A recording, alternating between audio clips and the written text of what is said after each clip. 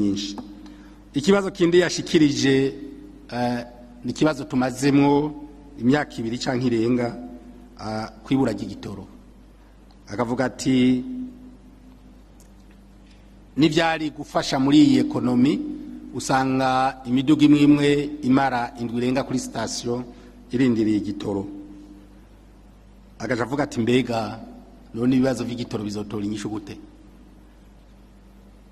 Naje kumushikiranganje wa mbere ngaha nta nyishu nzana mugabo ibibazo vy'igitoro kugira bitora inyishu hari abari babibajije bari batanze aho twoca kugira amadovize aboneke mugabo igikomeye cyane ngaha nikihe nuko ibi turiko turabamwe ubu nitubibone ngo ni vyubu tubone iyo vyaje biva. Ibi byose ni ingaruka mbi ya vya bihano twafatigwa kuva 2015 gushika 2020. Nagira ubona ngo bijukunye ngo bikorotse biva mu ijuru ni le conséquences ya vya bihano twafatigwa. Cyagihe nimbe tutabibonye nuko igihugu gishobora kuba cari gifise ikigega cyifashe twashoboye kubibamwe mugabo izi zose ni ingaruka mbi zavyo. Ibi navyo kugira bitora inyishu nkuko abandi babishikirije nuko dushira imbere ibisata bishobora kuza vyinjiza ayo madovize ko naho turiko turaproduiza mu gihe tuzoba duproduiza mugabo ntidushore hanze usanga ari kibazo. Twese turabizi kuva kera hose tukiri bato muci iki gihugu cyacu caronka amadolari menshi avuye mu ikawa.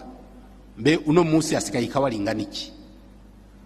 Icayi uno munsi niyo kawa nyene dushora ko unasanga rimwe na rimwe uko tuyishora nico cayi twe duca kuba komisionere mugabo ntidushike ku isoko.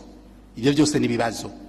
Mu gihe turazoba turaronka ivyo dushora naho nyine ni kibazo kuko naho duproduiza murazi neza yuko turaproduiza au niveau intérieur byarafashije kugira abarundi baronka ico bafungura no kugira ibifungurwa ntibiduge cyane ibiciro ako murazi yuko hariho nibindi biguma biva hanze bijanye n'ibifungurwa.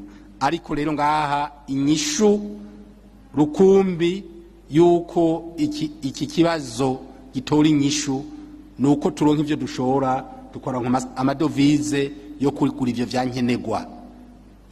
vyankenegwa igitoro, imiti, ifumbire n'ibindi vyose biva hanze n'ibi vyose vy'impuzu kuko twabarundi n'ingorane dukunda rurigisi ugasanga biragoye kubera yuko ibintu byose dushaka ibivuye hanze nituzi gukonsoma ivy'iwacu ngo tubiha agaciro.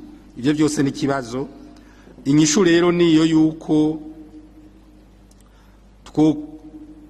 tworonka ivyo dushora hanze navyo bikatuzanira amafaranga y'agaciro. Iyo nyishu no shobora gutanga ngaho.